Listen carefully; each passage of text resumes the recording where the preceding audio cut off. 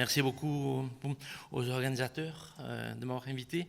Je vais vous parler d'écoulements mamelonaires qui sont un problème assez majeur avec toutes les évolutions actuelles et les nouvelles techniques que nous avons le plaisir et l'honneur de pouvoir faire chez nous. Je ne sais pas de conflit d'intérêt. Alors, l'écoulement pathologique mammaire, mamelonaire, c'est un écoulement qui est spontané, unilatéral, qui n'est pas toujours sanglant, qui peut être également eau de roche ou sérosanglant. Et il peut être accompagné d'une masse ou pas et d'une décharge positive avec les mots cultes. Vous voyez donc deux cas ici. Un cas où on a ici quelque chose qui est eau de roche et ici qui est sanglant. Donc on peut avoir les deux cas de figure. Alors les examens complémentaires. La mammographie n'apporte pratiquement très peu de choses, même en tomosynthèse, si ce n'est parfois que des microcalcifications qui sont associées à l'écoulement. Mais ce n'est pas l'examen de base, on le fait toujours pour des lésions associées, mais ce n'est pas l'examen de base. La galactographie est un examen qui était très important, ça fait quelques années, qui a été perdu de vue pendant très longtemps et qui revient à la mode à l'heure actuelle avec beaucoup de nouvelles techniques et des améliorations qui permettent d'avoir un diagnostic topographique. Ça, c'est très important parce que c'est un des rares examens qui permet d'avoir, d'imagerie, la profondeur exacte de la lésion pour la trouver. Mais le diagnostic différentiel entre bien et malin n'est pas toujours facile, avec une sensitivité autour de 80-90%, une spécificité, pareil, 90-90%, vous voyez, des études récentes, et quelques exemples ici. On voit ici très bien une ectasie canalaire en galactographie, et ici, on voit très bien le papillome intragalactophorique qu'on voit et on peut mesurer la profondeur qui va pouvoir permettre ensuite de faire une chirurgie adaptée. Et ici, le cas d'un carcinome intragalactophorique. On voit avec ici une image en emporte-pièce avec une irrégularité au niveau du canal, une dilatation sous-jacente. Donc, c'est un élément dans de bons centres qui permet de donner des éléments très importants. Mais nous, on utilise surtout maintenant la galactomosynthèse, qui est une association combinée entre la galactographie et la tomosynthèse. Et il y a des études très récentes qui ont montré, comme nous d'ailleurs, qu'on a une image très fiable et on peut avoir non seulement une idée diagnostique étiologique, mais surtout le diagnostic topographique et la profondeur. Deuxième examen, l'échographie. Alors l'échographie, ça n'a pas été très développé ce matin. Nous, on a des appareils qui sont très performants. Les Japonais sont très avancés sur ça. Et c'est un examen complémentaire de la galactographie qui permet également de voir la topographie. On a une sensibilité autour de 60%, mais on peut avoir, dans certains cas, 100%, comme vous voyez certaines études récentes, avec une spécificité qui est un peu plus faible, mais la sensibilité est très bonne. Et vous voyez par exemple ici une ectasie canalaire, un canal de plus de 3 mm. Et ici, on voit très bien en échographie, dans le canal, ce processus qui correspond à un papillome intragalactophorique, dont l'échographie valable. Et ici, un de nos cas également avec une tumeur intragalactophorique qui est régulière, avec des ramifications qui correspondent, comme vous voyez, à un cancer intragalactophorique. Et en 3D, encore mieux. Donc l'échographie, à sa place, c'est la troisième main du scénologue. On passe à l'IRM. Alors l'IRM classique, qui est fait dans tous les centres, n'est pas tellement efficace, autant qu'il y a maintenant la galacto-IRM. L'IRM, on la faisait, ça fait encore une dizaine d'années simplement. Elle permet bien sûr de faire un diagnostic, souvent pour voir la distribution segmentaire ou groupée avec le signe de l'anneau, le ring clustered. On peut voir la papillomatose qui a un branchement linéaire ou le papillome qui est rond, etc.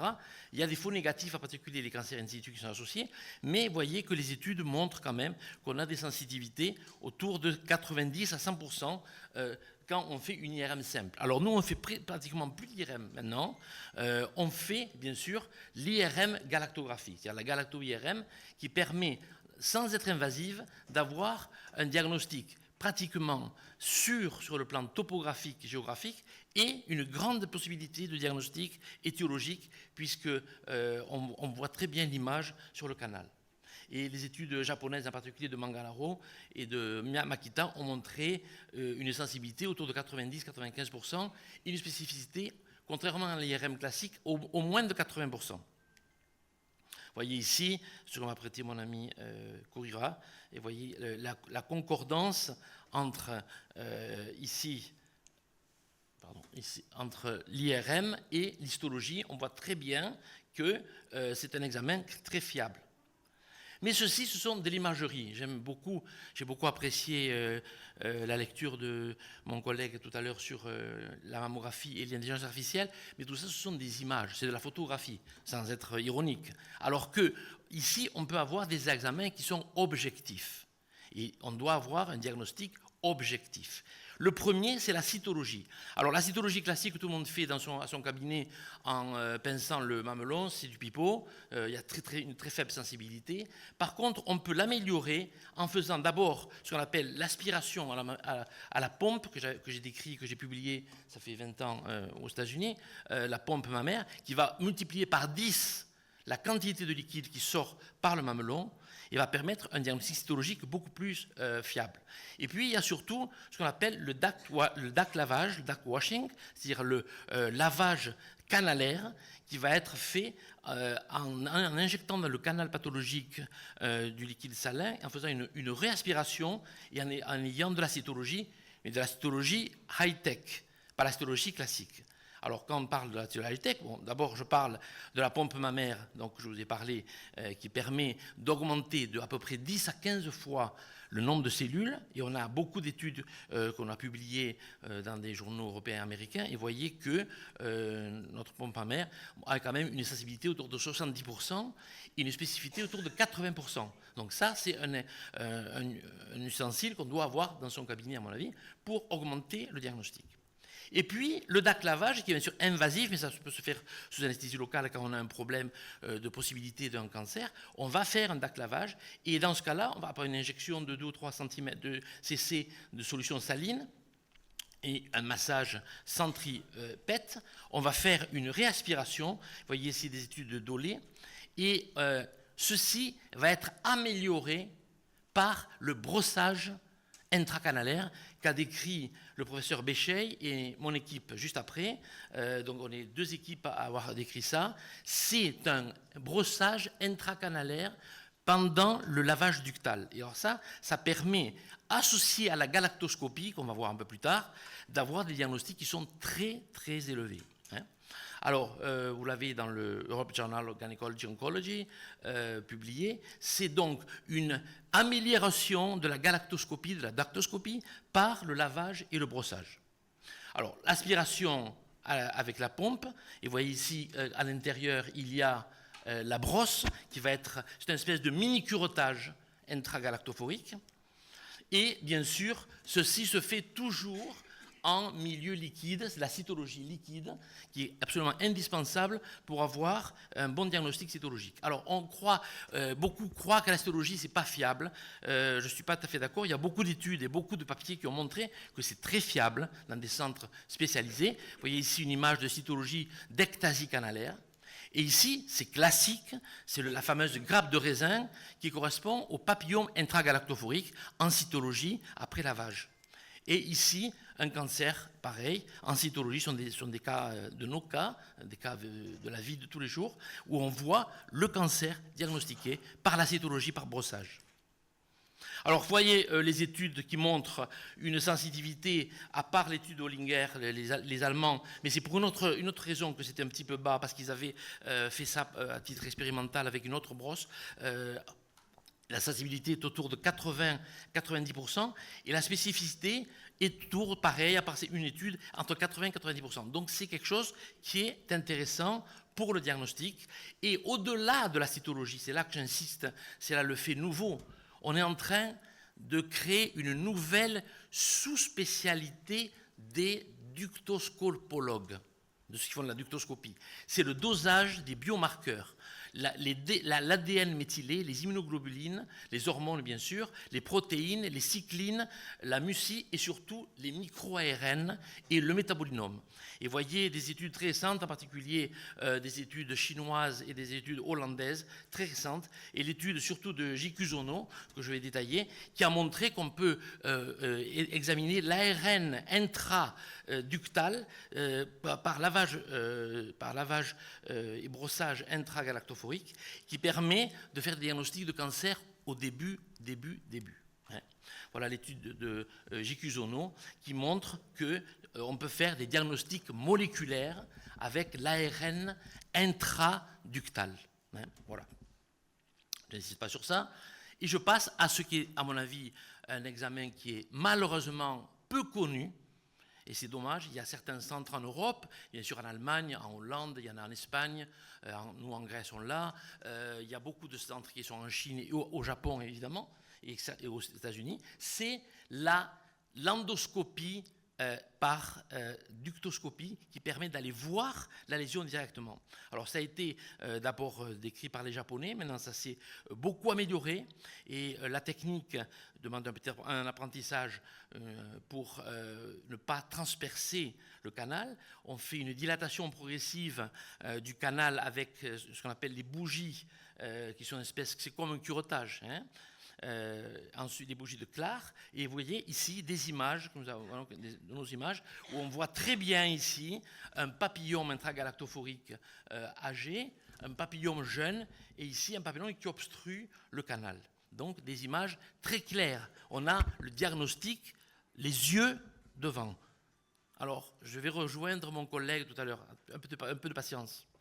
Voilà le cancer en galactoscopie, très caractéristique avec des plages nécrotiques et hémorragiques. Ici, l'obstruction canalaire. Et ici, un cancer in situ avec des microcalcifications qui sont sur les parois du canal. Donc, vous voyez, la mammographie, c'est très bien, mais la galactoscopie aussi. Et le pourcentage de réussite est autour de 90-95% pour les chirurgiens comme nous qui ont l'habitude de ces techniques. Alors, le problème, c'est le risque de transformation entre le papillome et le papillome atypique et le cancer intrapapillaire. Il y a un risque de 2 à 7 fois en fonction de certains paramètres. Et vous voyez les différentes images que l'on peut voir en colposcopie, en ductoscopie. Donc on doit avoir une expérience pour pouvoir les canaliser et les répertorier en gros en 4 catégories. Soit on n'a pas de lésion, et donc c'est ce qu'on appelle un écoulement qui est asymptomatique.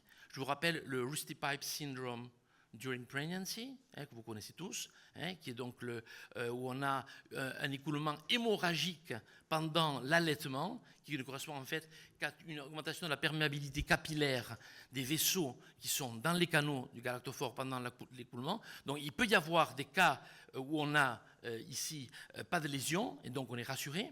Il peut y avoir les lésions polypoïdes qui nécessitent une biopsie intragalactophorique spécialisée et spécifique. S'il y a des lésions multiples, on parle soit de papillomatose, soit de cancer. Il faut dans ce cas-là faire de la chirurgie. Et vous allez voir, la chirurgie a beaucoup changé. Et alors, par contre, ça c'est très important, quand vous avez une lésion superficielle, c'est toujours pratiquement un cancer. C'est un cancer qui peut être in situ ou micro-invasif, donc on fait la chirurgie. Alors, les résultats de la comparaison entre les examens donc, par galactoscopie plus lavage ductal et brushing versus histologie, on retrouve le papillome dans les écoulements mamelonnaires dans à peu près 45 à 50% des cas. Donc une fois sur 2, c'est un papillome. On trouve une ectasie canalaire dans à peu près 30 à 40% des cas. Une fois sur 3 à peu près, c'est une ectasie. On a une lésion précancéreuse dans à peu près 8 à 10% des cas. Et un cancer du sein entre 6 et 15%. Autour de 10% en gros, 10, un peu plus 15 pour les personnes plus âgées. Donc, on a une bonne corrélation entre ces examens et l'histologie. Alors, nous, dans notre étude qu'on a publiée dans Chirurgia, on a 82% de sensitivité et une spécificité de 97%. Donc ça veut dire que c'est un examen qui est très fiable, qui a une valeur importante. Donc ce DAC lavage, DAC brushing, c'est-à-dire de galactoscopie associée au lavage ductal et au brossage. Ceci dit, beaucoup dans la littérature confirment nos données, que ce soit Unerbine, qui explique que la galactoscopie est une technique très importante, très sensible, et que Edith montre que la combinaison entre la galactoscopie et le DAC lavage trouve également autour de 90% de résultats. Et une méta-analyse très récente a montré également des chiffres de 94% et une valeur négative prédictive de 99% qui a été publiée par les Hollandais avec Weger et McKinley. Donc, c'est une technique à connaître et à référer dans certains centres. La grande étude chinoise de Zhang, qui est très récente, autour de 3000 cas pratiquement de galactoscopie avec cytologie, a montré pareil, une valeur prédictive positive très élevée et une corrélation très importante avec l'examen en APAT définitif. Donc, technique très valable. Ceci dit, également les Hollandais, avec Philippe, ont montré, pareil, que la galactoscopie a une sensibilité plus importante que l'écho et que la cytologie seule, presque comme l'IRM galacto, et la spécificité, par contre, est beaucoup plus importante en galactoscopie par rapport à la IRM. Donc si on fait les deux, on associe les deux mathématiquement, on voit que la galactoscopie est beaucoup mieux et plus spécifique comme examen de diagnostic des lésions, des écoulements mamelonnaires organiques. Alors le futur, c'est bien sûr l'analyse des spécimens du lavage galactophorique, et je rappellerai surtout les études maintenant qui sont faites sur la méthylation en PCR, et où on peut étudier des gènes, en particulier les cyclines 2, le RARB et le TWIST, sachant que vous savez que le TWIST est beaucoup plus spécifique et qu'il est beaucoup plus bas dans les cancers du sein. Et il y a une grande corrélation entre le TWIST et le RARB et le cancer du sein, surtout en analyse avec le FISH, on peut le voir, et surtout la protéomique avec la nouvelle technique de Selditov, la Surface Intense Laser Desorption Ionisation Time of Flight Mass Spectrometry. C'est une spectrométrie par laser qui permet d'identifier les protéines intragalactophoriques, et ils ont une sensibilité importante et une spécificité très importante. Et vous voyez des études très récentes qui ont montré que ça, c'est l'avenir. À venir aussi, les nouveaux galactoscopes. Nous, on a 3 galactoscopes, dont 2 qui font 1 mm et l'autre 0,8. Maintenant, il y a des micro-endoscopes qui font un demi-millimètre de diamètre, qui permettent d'aller jusqu'à la 5e bifurcation, jusqu'à 10 cm de profondeur, une espèce de navigation que l'on a volée, entre guillemets, aux pneumologues qui se promènent dans les bronches. C'est un petit peu pareil. Avec l'expérience, au bout de 20 minutes, on a pratiquement vu tous les canaux. L'amélioration également arrive avec l'autofluorescence par galactoscopie. C'est un petit peu comme en colposcopie, je pense que vous connaissez, il y a les techniques d'autofluorescence qui améliorent les images de colposcopie. Également en galactoscopie, c'est pareil. Et surtout la NBI, la Narrowband Imaging Dactoscopy, qui est une amélioration de l'image que l'on a en ductoscopie, comme font les urologues en cystoscopie. On voit beaucoup mieux les vaisseaux, comme vous voyez ici. On voit très bien les vaisseaux après le NBI, et donc ça permet d'avoir une meilleure visualisation de la lésion dans le canal.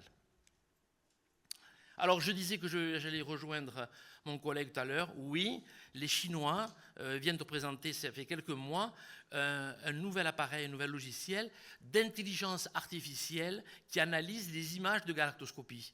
Et ceci permet d'augmenter encore plus le diagnostic et la spécificité. Donc c'est sûr que nous aussi, on est partisans de l'intelligence artificielle, qui est un aide très important avec ces algorithmes qui vont permettre de visualiser toutes les images, puisque l'œil humain a ses défauts. Dans l'étude de Feng Xu qui se fait en pratique. J'étais en Chine, ça fait quelques semaines, et j'ai vu ça, c'est très impressionnant. Alors, à part le diagnostic très important que donnent ces techniques de galactoscopie et de cytologie dirigée, la galactoscopie également est une technique interventionnelle, puisqu'on peut faire des biopsies par galactoscopie avec des petites pinces ou des baskets, des espèces de paniers. C'est ce que a fait Jacobs, une Airbyne et surtout maintenant avec le panier de Feldman qui permet de faire une espèce de micro-curettage, si vous voulez, endo-canalaire. Donc ça, c'est du classique pour nous. Et bien sûr, si vous n'avez pas la possibilité de faire ça, vous pouvez toujours faire ce qu'on appelle la dactoscopie assistée. C'est-à-dire que la galactoscopie va vous permettre de faire une micro-docectomie, d'enlever le canal en guidant où il est par le galactoscope. Ça a été beaucoup étudié par les Allemands, étudié par Mopkel et les Japonais, Matsugana. Également, la galactoscopie peut permettre de faire des interventions par radiofréquence, par microwaves in French, micro-ondes, pardon, voilà, par micro-ondes, et surtout avec le laser thulium. Le laser thulium qui a été beaucoup étudié surtout par les Hollandais, par Philippe, et donc c'est un laser qui va rentrer dans le canal pathologique, il va pouvoir, quand on a la preuve histologique qu'il s'agit d'un papillome, on va pouvoir le détruire. Alors voilà le flowchart que j'ai publié l'année dernière. Donc vous voyez, on commence par la mammographie, puisqu'on est quand même obligé de passer par le classique, et à partir de là, on a deux diagnostics à faire, la topographie et l'étiologie. Alors la topographie, l'échographie est très importante quand elle est bien faite, et à partir de là, on a trois possibilités. Soit galactographie, soit la galactomosynthèse, et surtout, je dirais, la galacto-MRI, c'est-à-dire l'IRM galactographique. Et à partir de là, ce sera confirmé, ou on passe directement à la galactoscopie, qui va aller montrer la topographie, puisqu'on va mesurer la profondeur, et on saura au millimètre près où est la lésion. Deuxième diagnostic, c'est le diagnostic étiologique. Quelle est la cause de cet écoulement? Alors là, on a la cytologie améliorée par la pompe mammaire, par l'aspiration, par le DAC lavage et le DAC brushing. Et de là, soit on fera une biopsie, une microbiopsie, soit une excision par galactoscopie, où on passera à la chirurgie qu'on va voir. Et bien, également, après la galactoscopie, on peut soit s'arrêter, si une patiente jeune et on sait que c'est un petit papillome qui est bien important, soit on peut faire une ablation par laser ou une biopsie. Dans le cas où on passe à la chirurgie comme dernier élément diagnostique et thérapeutique en même temps, on peut faire soit une microdolicectomie ou une pyramidectomie, on va voir ça, soit faire ce qu'on appelle une dexectomie radicale. Alors, en chirurgie, classiquement, la chirurgie, c'est standard pour l'approche des écoulements mamelonnaires, mais l'imagerie va diminuer la chirurgie et on va avoir un traitement, un algorithme de traitement en fonction du risque. Les techniques sont la technique d'excision radicale de Hatfield et une autre technique qui est un petit peu modifiée que je vais vous montrer très rapidement, la technique de Serra, la pyramidectomie de Lansac, la microdutectomie de Sharma et surtout, je vais vous montrer la pyramidectomie transmamelonnaire que j'ai décrit, ça fait une dizaine d'années. Donc ça, c'est Hatfield, vous connaissez tous. Ça, c'est la modification que nous avons faite, ça s'appelle la dolicectomie, dactectomie radicale modifiée par incision péri-mamelonnaire. Ça, c'est la classique docectomie de Serra que vous connaissez, mais je vais vous parler de la microchirurgie par pyramidectomie transmamelonnaire que j'ai décrit ça fait une quinzaine d'années et qui est donc une technique par incision seulement du mamelon et on va suivre le canal pathologique et voyez la différence avec la pyramidectomie et à la fin le résultat esthétique. Voilà. Donc on peut faire de la microchirurgie et des micro-diagnostics pour éviter les mastectomies. Presto, merci.